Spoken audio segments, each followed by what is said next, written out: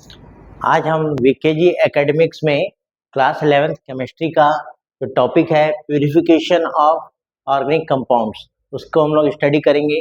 इसमें आज हम लोग डिस्टिलेशन के डिफरेंट मेथड्स देखेंगे, जिसमें जो है simple distillation, fractional distillation, distillation under reduced pressure और हम स्टीम डिस्टिलेशन इसके बारे में पढ़ेंगे। तो आइए हम लोग टॉपिक को शुरुआत करते हैं आज।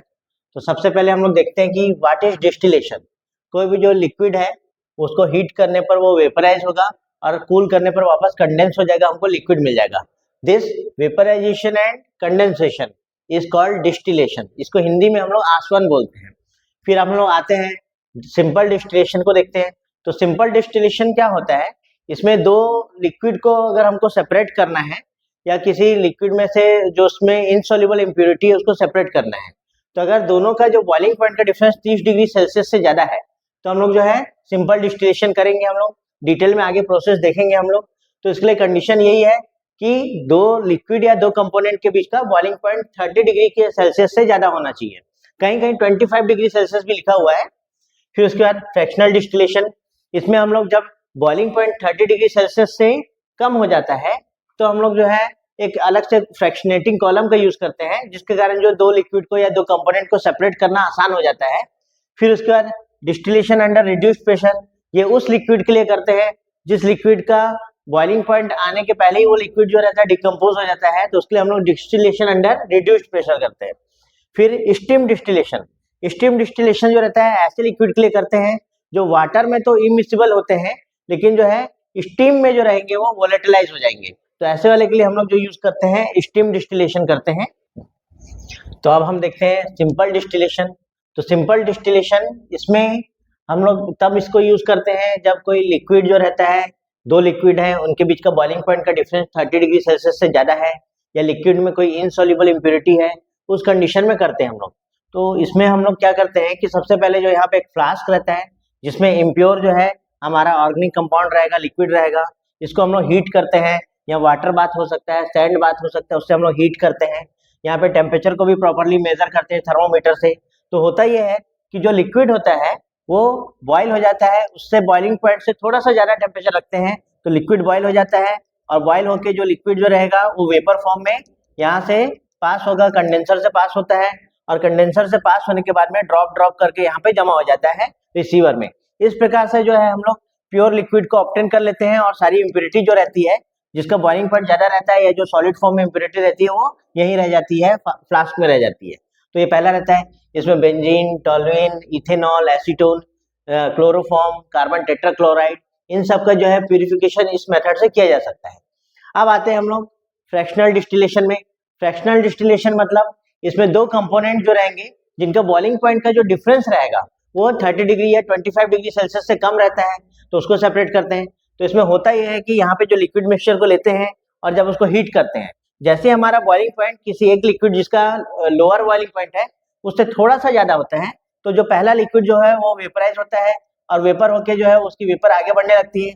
उसके साथ में थोड़ा सा बी का भी वेपर बनता है, लेकिन जो बी का वेपर जो रहता है इस फ्रैक्शनेटिंग कॉलम से टकराता है और अपनी एनर्जी लूज करता है और जिसके कारण वापस जो है ड्रॉप बन के नीचे आ जाता है। इस प्रकार से बी जो रहेगा वो ऊपर तक नहीं पहुंच पाता है और जो ए जो है वेपराइज रहता है और वो यहाँ से आगे कंडेंसर से होते हुए गुजरता है और ए जाके यहाँ पे वापस रिसीवर में इकट्ठा हो जाता है। तो इस प्रकार से जो बी यही रह जाएगा और ए अलग हो जाएगा। इस प्रकार से हम लोग दो कंपोनेंट को जो है सेपरेट कर सकते हैं या प्योर फॉर्म में हम लोग ए को प्राप्त कर लेते हैं। इस प्रकार से दोबारा जब करेंगे हम लोग, जब हायर टेम्परेचर पे करेंगे तो बी भी वेपराइज हो जाएगा और उसको भी हम लोग प्योर बी को भी हम लोग ऑब्टेन कर लेंगे। तो इस प्रोसेस को हम लोग बोलते हैं फ्रैक्शनल डिस्टिलेशन बोलते हैं। मिथेनॉल, एसीटोन, जिनों का बॉइलिंग पॉइंट का जो डिफरेंस है 9 डिग्री सेल्सियस का डिफरेंस है, वैसे डाइएथिल ईथर है और बेंजीन है, उसको भी हम लोग इसी मेथड से सेपरेट करते हैं। अब हम देखते हैं डिस्टिलेशन अंडर रिड्यूस्ड प्रेशर, मतलब इसमें यहाँ पे हम लोग पूरे सिस्टम के प्रेशर को कम कर देते हैं और उसके बाद जो है डिस्टिलेशन प्रोसेस को किया जाता है। तो ये उस लिक्विड के लिए किया जाता है जिस लिक्विड का डिकम्पोजिशन टेम्परेचर उसके बॉइलिंग पॉइंट से कम होता है। मतलब वो लिक्विड जो है बॉइल होने पर एट बॉइलिंग पॉइंट या उससे पहले टेम्परेचर पे ही वो डिकम्पोज हो जाएगा। ऐसे लिक्विड के लिए डिस्टिलेशन अंडर रिड्यूस्ड प्रेशर किया जाता है। तो इसमें एक्चुअली हम लोग को पहले थोड़ा सा जो है फंडामेंटल जानना जरूरी है कि होता क्या है कि जब किसी लिक्विड को जब हम लोग टेम्परेचर बढ़ाते हैं तो जब लिक्विड का जो वेपर प्रेशर है और सराउंडिंग का प्रेशर जैसे एटमॉस्फेयर प्रेशर है, जब दोनों जिस पॉइंट पर बराबर हो जाते हैं उस पॉइंट पर उस टेम्परेचर पे लिक्विड बॉयल होता है। तो अगर हम लोग सराउंडिंग के प्रेशर को कम कर देंगे तो क्या हो जाएगा कि यहाँ पे जो लिक्विड का जो प्रेशर रहेगा कम टेम्परेचर पे ही सराउंडिंग के प्रेशर के बराबर हो जाएगा। इसका मतलब लिक्विड जो है कम टेम्परेचर पे ही बॉयल हो जाएगा या वेपराइज हो जाएगा।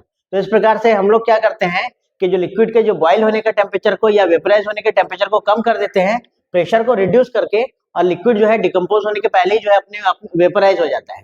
तो इस प्रक्रिया में तो आइए देखते हैं हम लोग, जैसे ग्लिसरॉल है उसका जो बॉइलिंग पॉइंट 290 होता है और 290 टेम्परेचर पे ही वो डिकम्पोज हो जाता है। तो अगर हम लोग इसको कम प्रेशर पे जो है इसमें इसका डिस्टिलेशन करेंगे, जैसे 12 mm HGP करेंगे मर्क्यूरी के प्रेशर पे, तो बॉइलिंग पॉइंट इसका जो रहता है 180 डिग्री सेल्सियस हो जाता है। इस प्रकार से डिकम्पोज होने के पहले ही ये जो है बॉयल हो जाएगा और हमको प्योर लिक्विड मिल जाएगा। तो इसमें होता क्या है, तो इसमें जो है फ्लास्क रहेगा जिसमें इम्प्योर लिक्विड रहता है।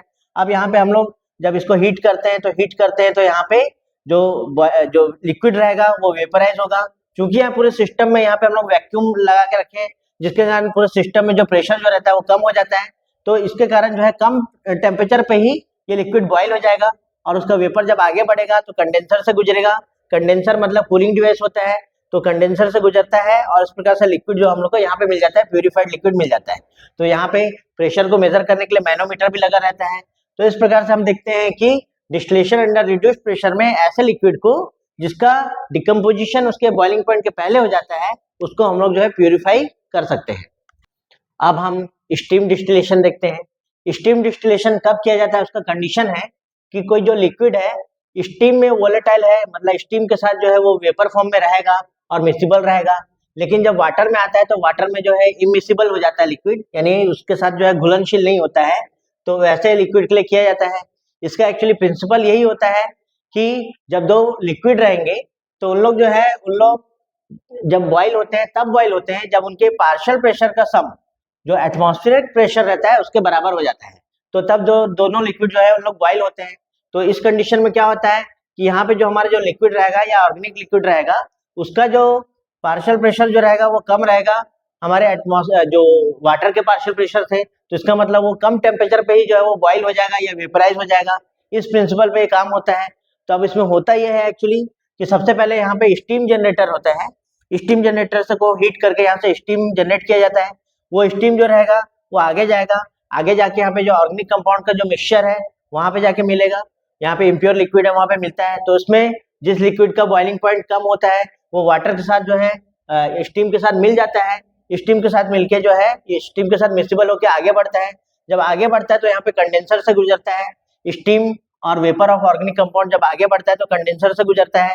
कंडेंसर से गुजरता है तो यहाँ पे लिक्विफाई हो जाएगा, और जिसके कारण हम लोग को जो, चूंकि हम लोग जानते हैं कि वो जो लिक्विड जो कंपाउंड जो रहेगा वो वाटर में इमिसिबल है, इसके कारण जो हम लोग को यहाँ दो लेयर मिलेगी, लिक्विड की लेयर मिलेगी और जो है वाटर की लेयर मिलेगी, जिसको बाद में हम लोग जो है सेपरेटिंग फनल से जो हम लोग सेपरेट कर सकते हैं। तो इस प्रकार से हम लोग ऑर्थोनाइट्रोफिनॉल और पैरानाइट्रोफिनॉल इन दोनों को जो है ऑर्थोनाइट्रोफिनॉल जिसका लेस बॉइलिंग पॉइंट होता है उसको हम लोग मिक्सचर से सेपरेट कर लेते हैं। इस तरह से आज हम प्यूरिफिकेशन ऑफ ऑर्गेनिक कंपाउंड में डिस्टिलेशन मेथड को पढ़ा है।